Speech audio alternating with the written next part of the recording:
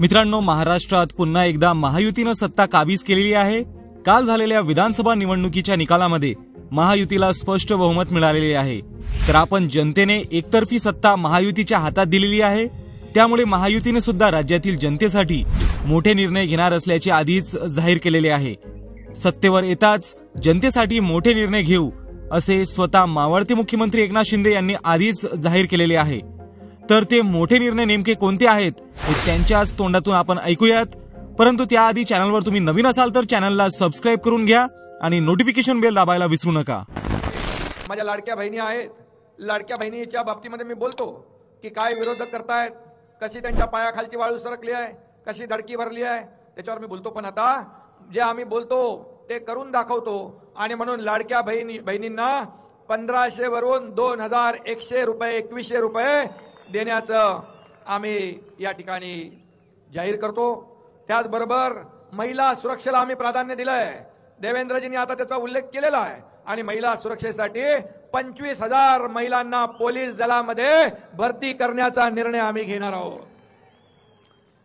आणि शेतकरी आपला अन्नदाता आहे, मायबाप आहे। या महाराष्ट्राच्या तिजोरीवर अजितदादा इकडे बसलेले आहेत, तिजोरीवर पहिला अधिकार बळीराजाचा आहे, माझ्या शेतकऱ्याचा आहे। अन्नदाता मायबाप शेतकऱ्याचा आहे। आणि म्हणून आम्ही दुसरी जी योजना आहे ती शेतकऱ्यांना कर्जमाफी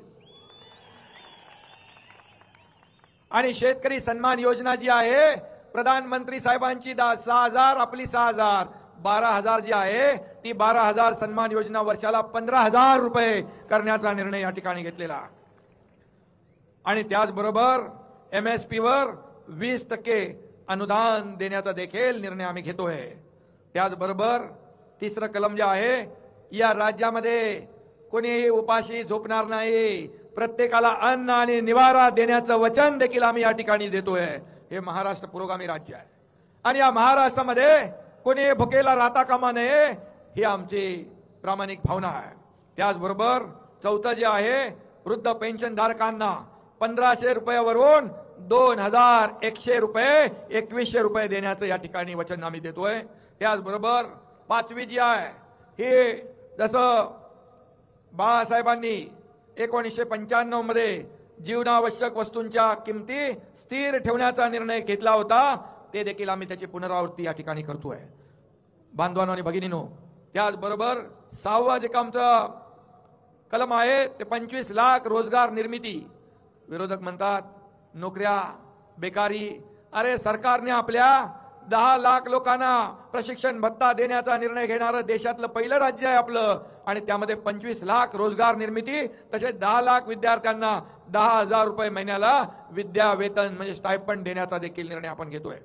त्याचबरोबर 7वं कलम आहे, 45,000 गावात पांधन रस्ते बांधणार, म्हणजे शहराचा विकास होत असताना गावाचाही विकास झाला पाहिजे, शेतकऱ्यांचा विकास झाला पाहिजे, सर्वसामान्य लोकांना न्याय मिळाला पाहिजे। तर त्यासाठी राज्यातील ग्रामीण भागात पांधन रस्ते बांधण्याचा निर्णय आपण घेतोय। 8वं कलम आहे, अंगणवाडी आणि आशा सेविकांना रुपये 15,000 आणि सुरक्षा कवच देण्याचा आपण निर्णय घेतलाय। त्यांना विमा सुरक्षा कवच देण्याचा निर्णय आणि महिन्याला 15,000 रुपये वेतन ते काय अनुदान आहे। त्याचबरोबर 9वं जे आहे हे सर्वसामान्यांसाठी, मग अगदी गरिबापासून मध्यमवर्गीयापासून सगळ्यांनाच हे लाभदायक होईल। वीज बिलामध्ये 30% कपात करण्याचा निर्णय आपण या ठिकाणी घेतोय। यामध्ये सौर आणि अक्षय ऊर्जेवर भर देण्याचा निर्णय आपण घेतलाय। आता मगाशी अजितदादांनी सांगितलं शेतकऱ्यांना आपण दिवसा वीज देण्याचा निर्णय आपण घेतलाय। त्यासाठी या बिलाचं देखील शेतकऱ्यांना तर आपण अगोदरच 7.5 HP पंप चालवणाऱ्या शेतकऱ्यांना वीज बिल माफ करण्याचा निर्णय ऑलरेडी घेतलाय।